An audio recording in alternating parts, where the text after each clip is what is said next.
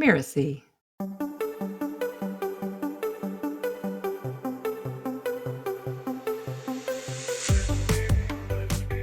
So when we started doing the events in person from the beginning until COVID hit, we'd have like 20 to 30 people at the event.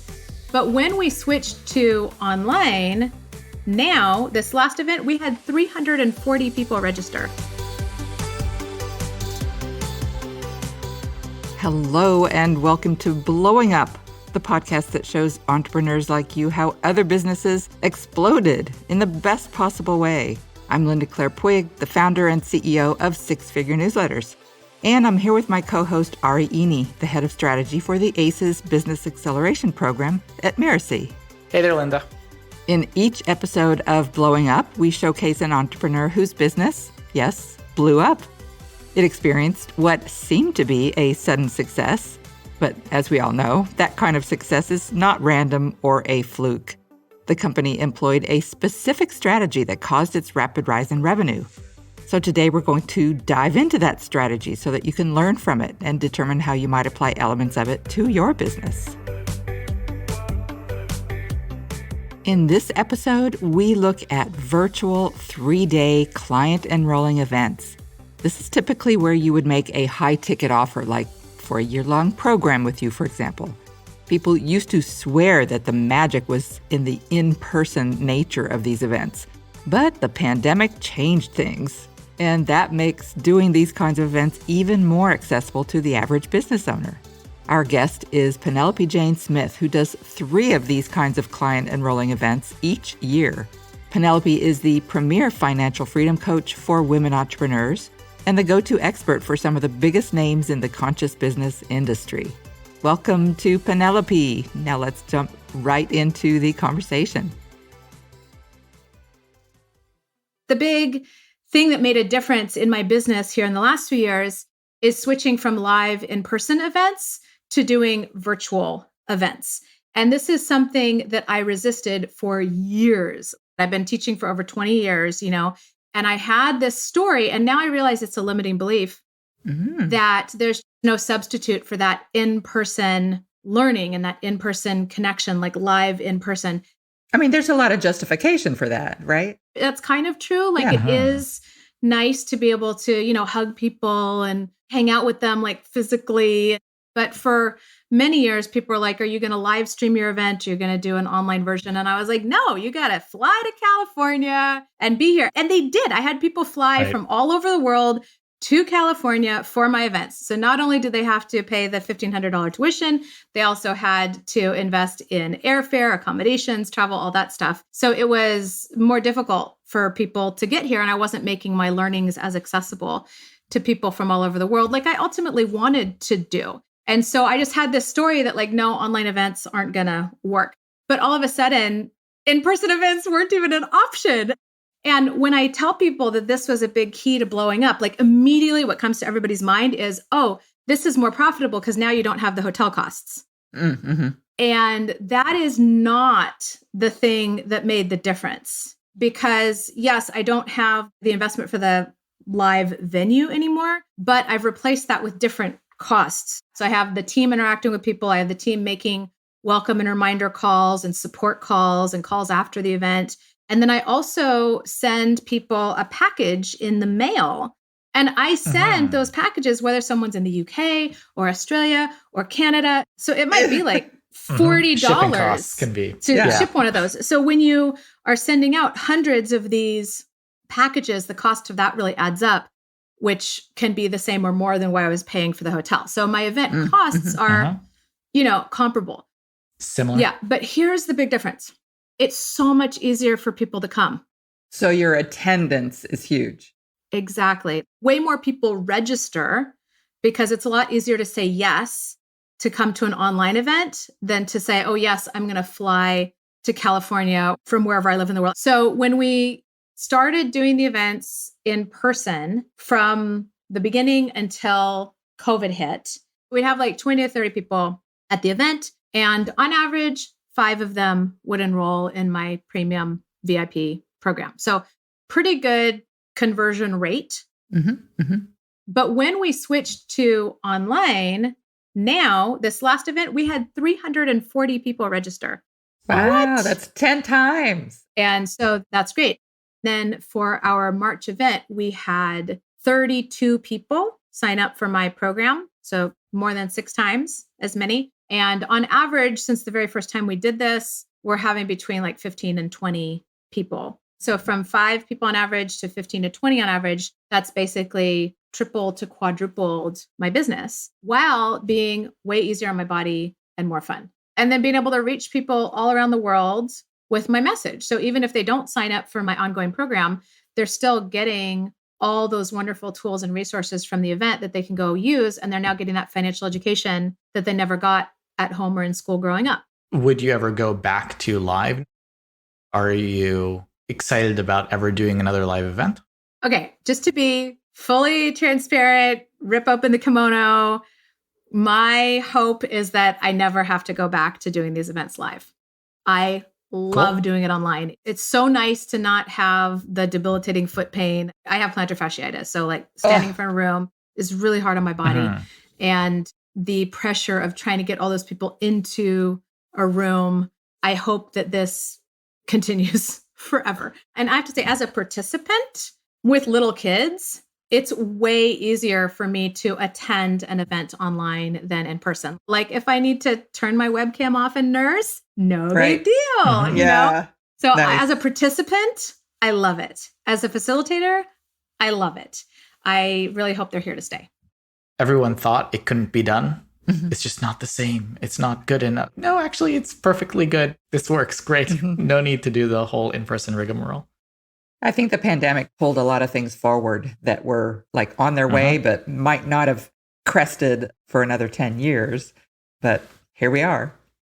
From your experience, when is someone ready to start doing online enrollment events? What do they need to have in place as far as their business goes?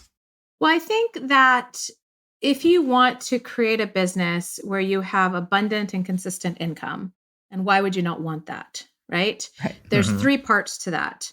And I call this your profit plan. This is actually something we talk about at my Financial Freedom 101 event, because I want people to have their business become a vehicle for creating wealth and freedom, right?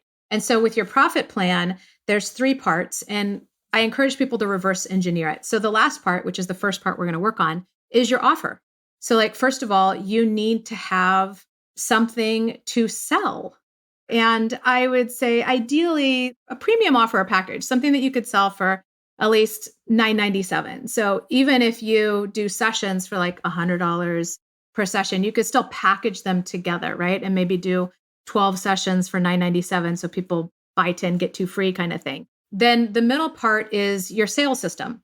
How do you take people from learning what you do to buying your thing? Right? How do you get them from knowing who you are to handing you money, signing up, becoming a client? That's your sales system. And then the last part, which is the first part your clients are going to come into, is your marketing system. What are you doing to get your message in front of people so that they want to come into your sales system? Boom, boom, right here. This is my marketing system. I speak on podcasts and summits, interview on people's webinars, social media. Like there's a lot of pieces to my marketing system, but all of those marketing things are bringing people towards the event where they can then become part of my offer. For the people out there who are introverted or are essentially scared to get on a stage, whether that stage is in person or virtual, what would you say to them? I do think speaking is one of the most powerful, if not the most powerful ways that you can grow your business. And so if you don't want to be, on camera, put up slides, do the screen share, do the whiteboard. You don't actually need to show your face on the webinar if you don't want to. And I also find it's one of the things I love about online events is I can have my script right there in front of me. So I don't need to worry about what I'm going to say because it's right there. The reality is that you can find what works for you and do those things and do them really well and really heartfully. I believe in having your business support the life that you want. So delivering your program should be something you enjoy. Selling your program should be something you enjoy. Marketing your program should be something you enjoy, because this is your one life that you're not getting back. And there's a lot of ways to do it. So you may as well choose ways that you enjoy instead of ways that you dread, right? That's really, really key, because I think a lot of people are sort of whipping themselves into strategies, and they take themselves and their contentment and satisfaction out of the equation. And that's not good. It's like, is this setting you up for the life you want? You know, I was interviewing with somebody that was going to book me on like TV spots all over the US mainly, but all over the world. And I'm so happy he asked me this. He's like, think about the lifestyle that you want, because if we're working together, you're going to be traveling a lot. You're going to be flying all over for all these different interviews. Is that what you want to do with your life? And I was like, nope. No. You know, glad you asked. Some people love it. Some people are like flying around to multiple speaking gigs every week and they're into it, and that's fine. I will occasionally fly, but I would like that to be the exception, not the rule. So all of this is a learning process in refining the systems, the offer, the sales system, and the marketing system that gets you the results you want, but also has you love your life. When you blew up after the pandemic forced your hand in how you ran your events, get us inside your head, your body, and just tell us what that felt like to you. It feels extremely energizing. Like if you think about it, in a way, money's energy, right? You're taking some of your life force energy and you are creating value for somebody else, right? Mm-hmm. And then money is basically a placeholder for that life force energy where you can then take that value and trade it for something of value to you, right? So when all of a sudden way more money comes in than I expected, it's very energizing. It was like this feeling of expansion in my chest. Like I think about the Katy Perry firework video. My husband makes fun of the firework effect coming out of her chest, but I'm like, that's what it feels like. That's what it feels like. It feels like, oh, it feels like fireworks exploding in my chest in a good way. Like, oh, wow. Like, look at the possibilities. Look at the freedom. Look at what life can be like. Like, it's very expansive and energizing and freeing in my experience. Mm-hmm, mm-hmm. And mind-blowing. Like, wow, I didn't know you could do this, you know, like huge, happy surprise. Any details that you can share about the actual live event, what goes into it, would be super useful and super helpful. So I'd like to share a couple of tips for how to make your online events really fun and engaging so people want to stick around and hopefully even take the next step. So if you are going to show up on camera on Zoom, the number one thing you can do that makes the biggest difference is have good lighting. You want people to see your face clearly. That makes a really, really big difference. And then the second thing is to make sure you have good sound. I have a Blue Yeti mic that I can plug into the USB that I got for like $60 on Amazon, I think. So it's not too bad if you need to up-level your audio. And then when it comes to Zoom specifically, there are some really fun, cool ways that you can create engagement with people from all over the world and co-create together. So one of the things that we do at my Financial Freedom 101 event that I love is I pull up a slide with a map of the world and I have them stamp where they're zooming in from in the world, kind of like putting a pin in the map.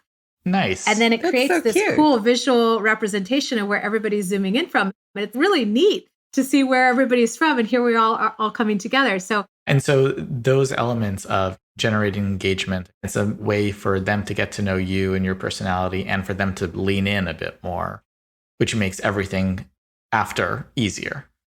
Well, the studies have shown that the more people engage with the information and participate, the more they learn and retain. So it's a way for the training to become more valuable for them. And then also the more engaged they are, the more likely they are to take the next step with you. What would you say was surprising to you about this entire process of turning from live events to virtual events?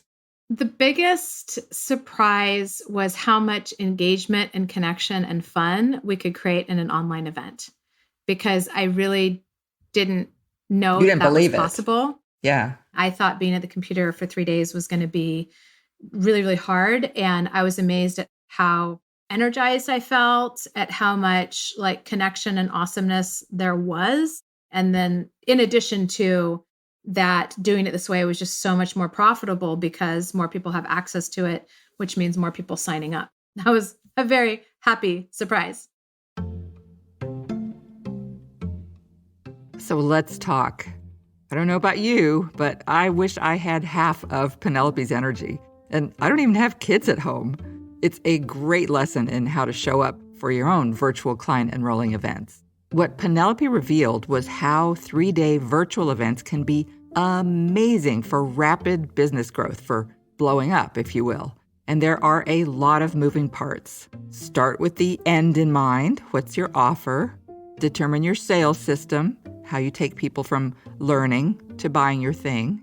Choose the topic of your event. Make sure you have a professional setup with good sound and lighting. And be sure to plan ways to engage your audience during the event.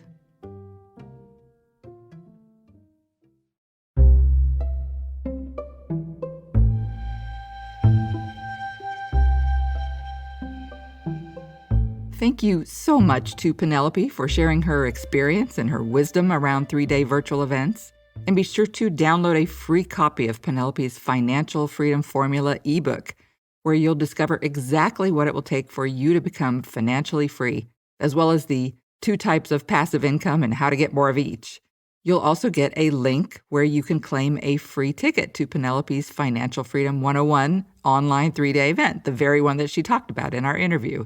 You can get all this at blowingup.rocks/Penelope. That's blowingup.rocks/Penelope. Penelope.